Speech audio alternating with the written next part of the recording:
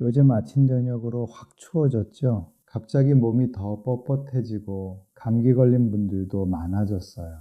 그런데 여러분, 이럴 때 꼭 체크해야 할 게 있습니다. 바로 체온이에요. 혹시 요즘 감기가 오래 가거나 몸이 괜히 무겁고 기운 없으신 분 계신가요? 제가 수십 년 환자분들을 보다 보니까 놀라운 공통점이 있어요. 바로 체온이 낮은 분들이 면역력도 같이 떨어져 있다는 겁니다. 제가 체온이 낮다라고 하면 선생님 그거 저체온증 아니에요? 그거 위험한 거잖아요. 이렇게 걱정하시거든요. 이는 응급 상황이고 오늘 제가 이야기할 평소 체온이 30도에서 36도 초반까지는 저체온 체질이에요.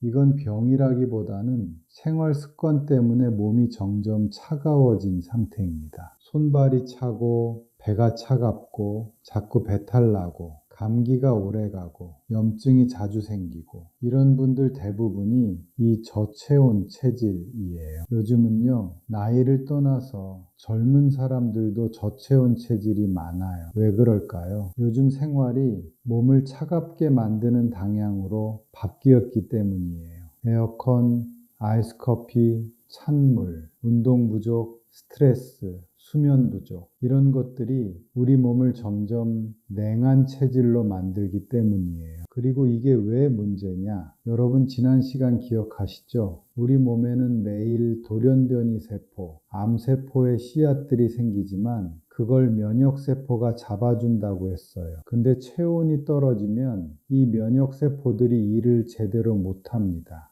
어떻게 못하냐면요. 이게 좀 재밌어요. 여러분들도 겨울 되면 추우니까 밖에 나가기 싫죠. 면역세포도 똑같아요. 몸이 따뜻하면 면역세포가 부지런합니다. 근데 몸이 차갑잖아요. 그러면 면역세포가 이렇게 말합니다.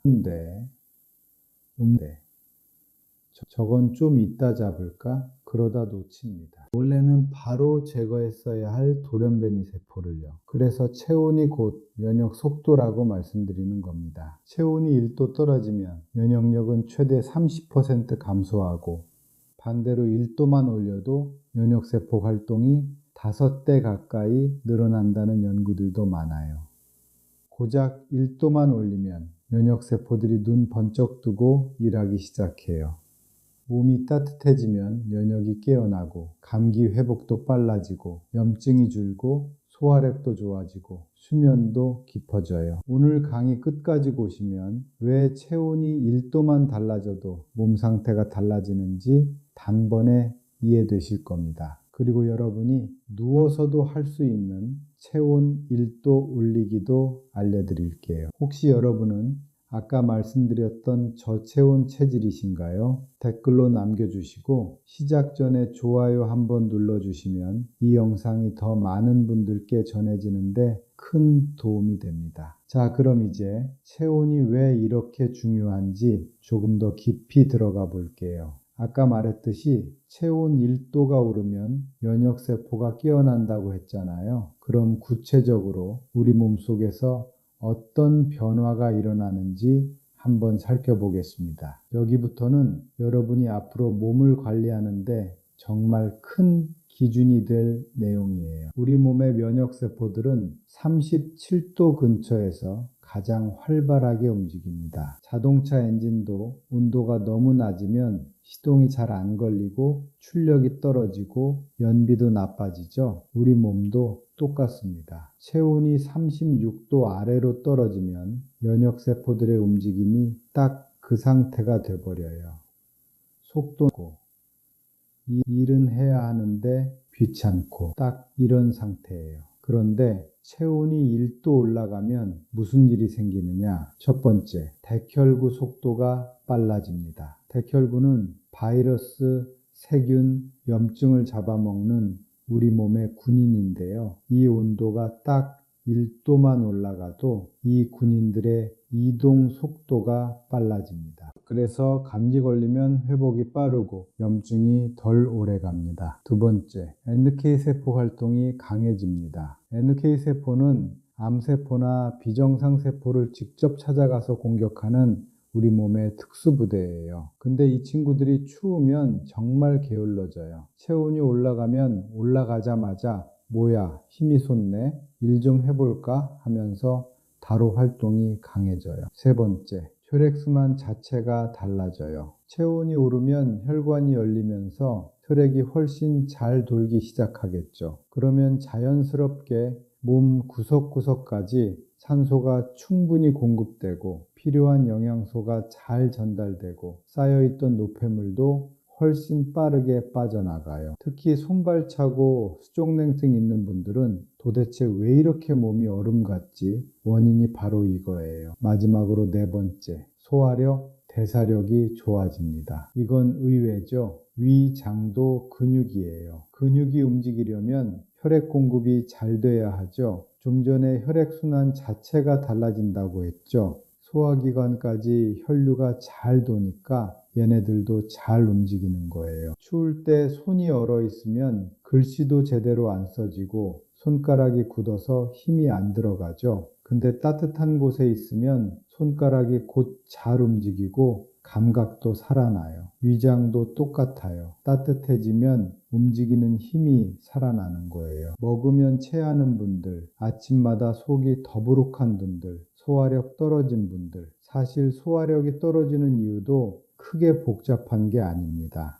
몸이 차가워지면 대사 속도 자체가 느려지고 대사가 느려지면 위장으로 가야 할 혈액 공급이 부족해요. 그럼 당연히 위 운동이 느려지겠죠. 그러다 보니 음식이 들어와도 잘 분해되지 않고 소화가 더디고 더부룩해지는 겁니다. 여기까지 들었으면 이제 확실히 이해되실 거예요. 그럼 반대로 몸이 차가우면 어떤 일이 벌어질까요? 여러분, 여기서 중요한 포인트가 하나 있어요. 몸이 차가우면 우리 세포들의 움직임이 뚝 떨어지고 최소한으로만 일하는 절약 모드가 돼요. 문제는 정반대에 있어요. 바이러스와 세균 같은 외부 침입자들은 차가운 환경에서 오히려 더 활발해진다는 점입니다. 내 세포는 졸고 있는데 바이러스는 기운이 나서 활동을 시작하는 거죠. 이게 겨울철에 감기와 염증이 더 쉽게 생기는 가장 큰 이유입니다.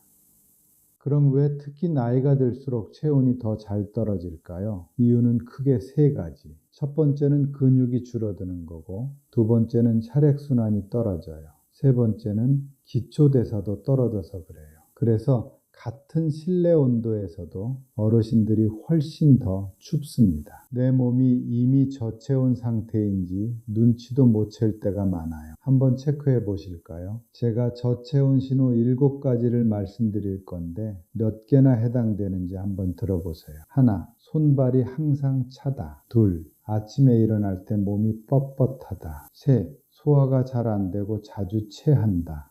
넷, 감기 잘 걸린다. 다섯, 자주 피곤하다. 여섯, 잠을 잘 못 들거나 자주 깬다. 일곱, 상처나 멍이 잘 안 낫는다. 여기서 3개 이상 해당되면 저체온 체질이에요. 이제 다음으로 그럼 어떻게 하면 체온을 자연스럽게 올릴 수 있을까 알려드릴게요. 먼저 몸을 따뜻하게 만들려면 가장 쉽게 접근할 수 있는 곳이 바로 목 뒤입니다. 많은 분들이 몸이 차면 발부터 따뜻하게 해야 한다 생각하시는데 사실 체온 조절의 핵심은 목 뒤에 있어요. 목 뒤에는 중요한 혈관과 신경이 모여 있습니다. 여기가 차가워지면 전신 혈액순환이 순간적으로 떨어져요. 그래서 목 뒤를 따뜻하게 해주면 전신 체온이 빠르게 올라갑니다. 방법은 간단해요. 전자레인지에 수건 데워서 목 뒤에 얹어 두셔도 되고 요즘 온열팩 많이 팔죠. 그걸 20분 정도 목 뒤와 어깨 사이에 대주면 굳어있던 승모근이 풀어지면서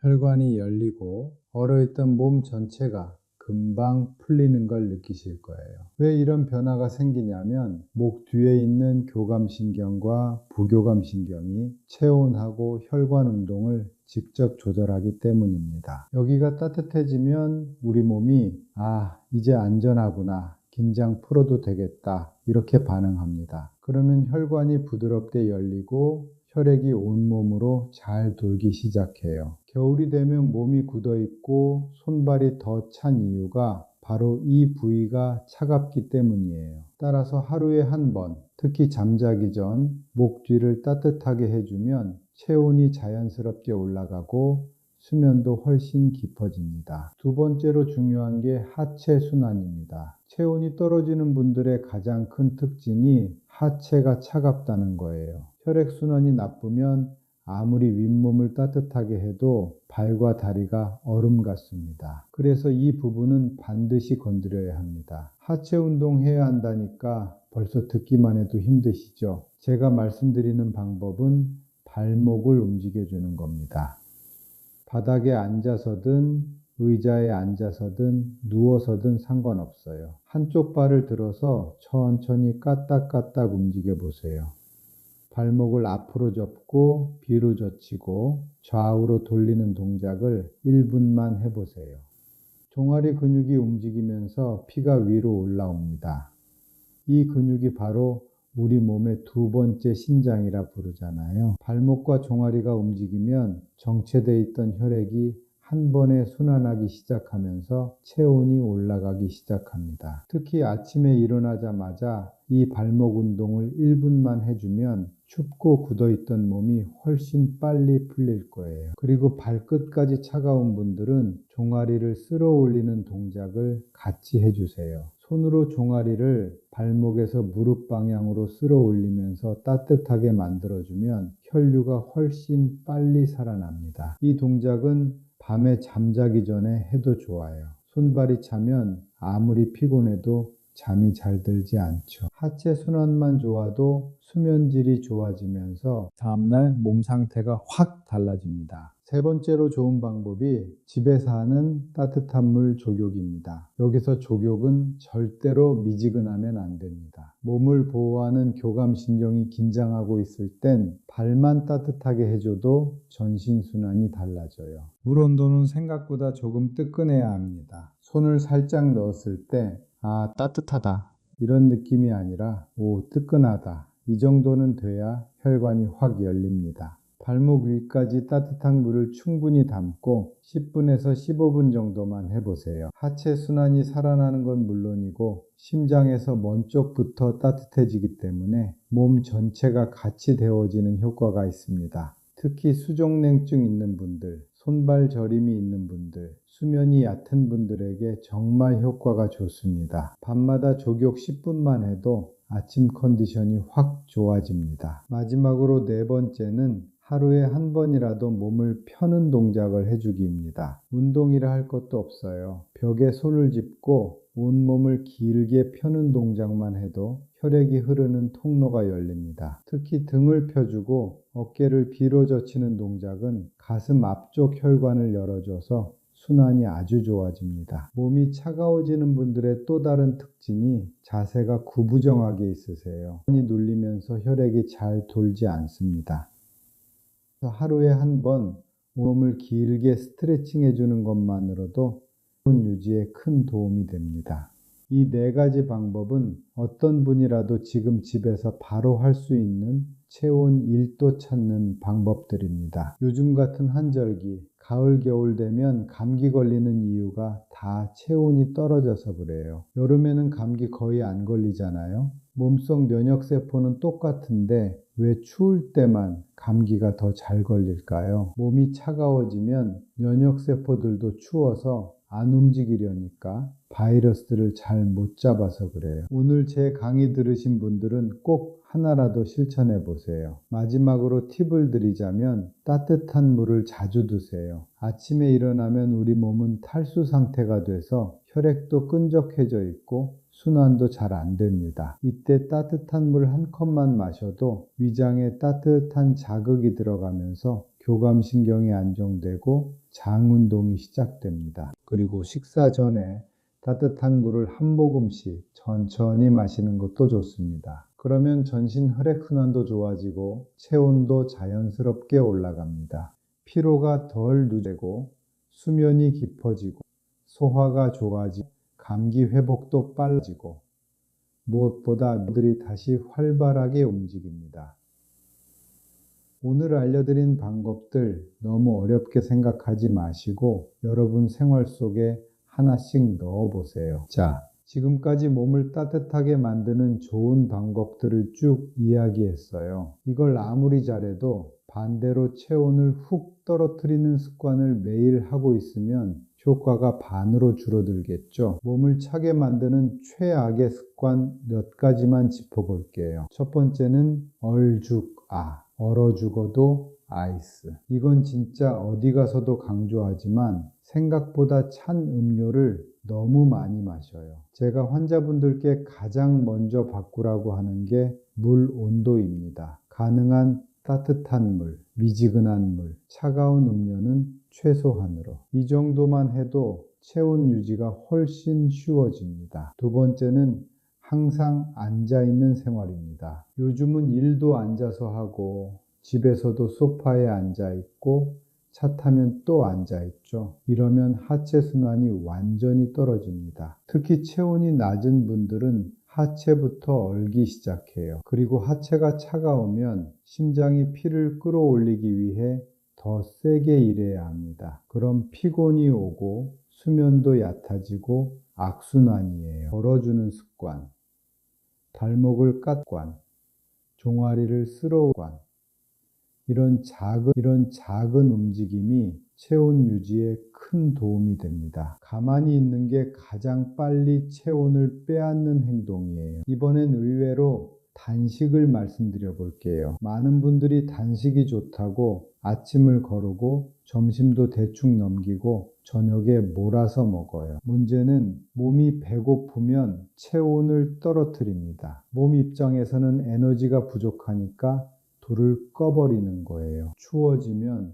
몸은 더 아끼려고 대사 속도를 줄입니다. 이게 바로 저체온 체질을 만드는 가장 무서운 습관이에요. 그럴 땐 뭐다? 따뜻한 물 마셔라. 단식하실 땐 물만큼은 따뜻하게 드세요. 자, 또 하나. 샤워를 너무 짧게 하는 습관입니다. 우리나라 사람들 샤워 너무 빨리 끝내요. 특히 겨울엔 뜨거운 물을 등에 쫙 5분만 받아도 전신 혈액순환이 달라져요. 샤워할 때 등과 허리에 따뜻한 물을 충분히 대주는 것만으로도 체온이 올라가고 수면 질도 좋아집니다. 이 정도로 수도세 많이 안 나오니까 요즘처럼 기온이 떨어지는 시기에는 샤워 시간을 조금만 늘려서 따뜻하게 샤워해 보세요. 마지막으로는 추위를 못 느끼는 착각입니다. 이게 무슨 말이냐면 오랜 기간 몸이 차가웠던 분들은 자기 몸이 차갑다는 걸 잘 모릅니다. 나 괜찮아, 안 추운데?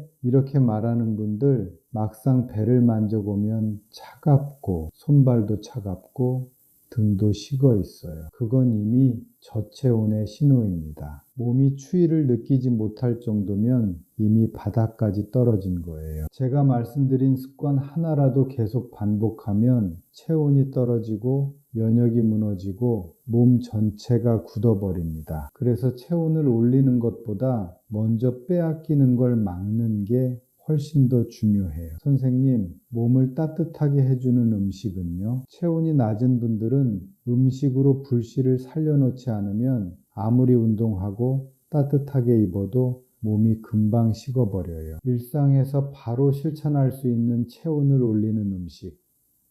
진짜 핵심만 골라서 딱 5가지 알려드릴게요. 첫 번째는 아까 말씀드렸지만 따뜻한 물 1컵입니다. 너무 단순하긴 한데 실제로는 가장 강력한 방법입니다. 아침에 일어나자마자 따뜻한 물 1컵, 식사 전에도 1컵, 잠들기 전에 1컵. 이 정도만 해도 내장 온도가 올라가면서 기초 체온이 유지됩니다. 처음엔 귀찮은데 해보면 몸이 확실히 좋아져요. 두 번째는 단백질을 충분히 먹는 것입니다. 단백질은 몸에서 분해될 때 열을 꽤 많이 발생시키거든요.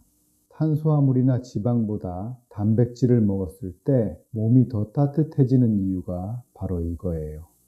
그래서 닭가슴살이나 달걀이나 두부를 하루에 조금이라도 꼭 넣어서 드세요. 세 번째는 따뜻한 뿌리채소입니다. 생강, 마늘, 당근, 우엉, 연근. 이런 뿌리채소들은 몸을 안에서부터 데우는 성질이 있어요.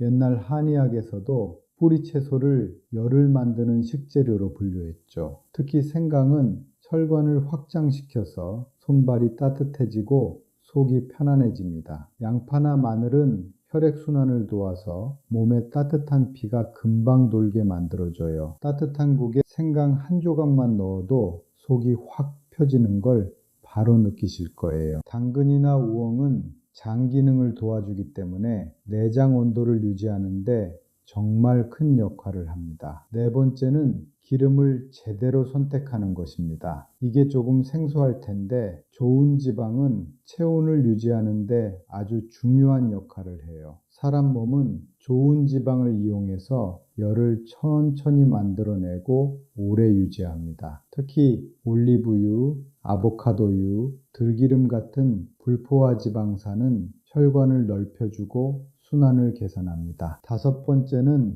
따뜻한 국물식입니다. 국물은 무조건 뜨거워야 해요. 미지근하면 효과 없습니다. 김 모락모락 올라오는 국물은 내장까지 열을 보내는 가장 빠른 방법이에요. 특히 된장국, 미역국, 생강 넣은 닭국물, 야채 듬뿍 넣은 탕이나 찌개, 이런 음식들은 열을 오래 잡아줘서 몸속에 깊이 따뜻하게 들어갑니다. 괜히 한국인들이 국물에 위로받는 게 아니에요. 과학적으로도 국물이 체온을 유지하는데 압도적으로 좋습니다. 겨울에도 뜨끈한 국물 생각나는 게 그냥 기분 때문이 아닙니다. 몸이 스스로 필요하니까 찾는 거예요. 자, 이제 여러분, 오늘 배운 내 몸을 따뜻하게 지키는 방법 세 가지만 기억하면 됩니다. 첫째, 목 뒤, 어깨, 발부터 따뜻하게 만들기. 둘째, 짧게라도 걷고 늘리고 몸을 깨우기. 셋째, 따뜻한 음식을 천천히 먹기. 국물 한 숟가락,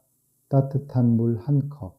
이런 작은 행동이 면역 스위치를 켜는 신호예요. 드린 내용, 어떻게 보면 다 아는 이야기 같고 별거 아닐 수 있어요. 그런 이런 하찮아 보이는 습관에서 진짜 큰 차이를 만들어요.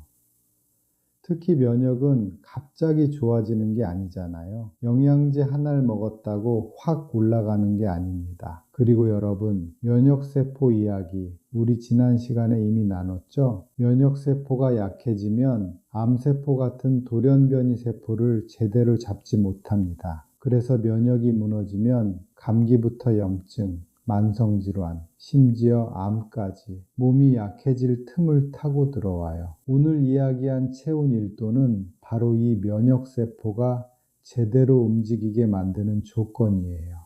그래서 오늘 여러분께 꼭 기억해 달라고 말씀드리고 싶은 건 이 단 한 문장입니다. 체온을 지키는 것이 면역을 지키는 가장 빠른 길이다. 이제 곧 겨울이죠? 앞으로 더 추워질 텐데 너무 집안에 틀어박혀 가만히 있지 마시고 가벼운 움직임이라도 꼭 해주세요. 강의 끝나고 따뜻한 물 한 컵만 마셔도 오늘 배운 걸 바로 실천하신 겁니다. 이 다음 단계는 잠을 통해 면역세포를 다시 살리는 것인데 많은 분들이 수면제도 드시고 잠을 못 주무신다고 해서 다음 강의에서는 잠만 고쳐도 다음날 몸이 달라지는 방법을 아주 쉽게 알려드리려고 합니다. 이번 영상을 보신 분들은 다음 편도 꼭 이어서 보셔야 전체 흐름이 완성됩니다. 잠과 면역은 떨어질 수 없는 관계니까요. 마지막으로 오늘 강의가 도움이 되셨다면 좋아요 한번 눌러주시고 주변에도 공유해 주시면 진짜 많은 분들이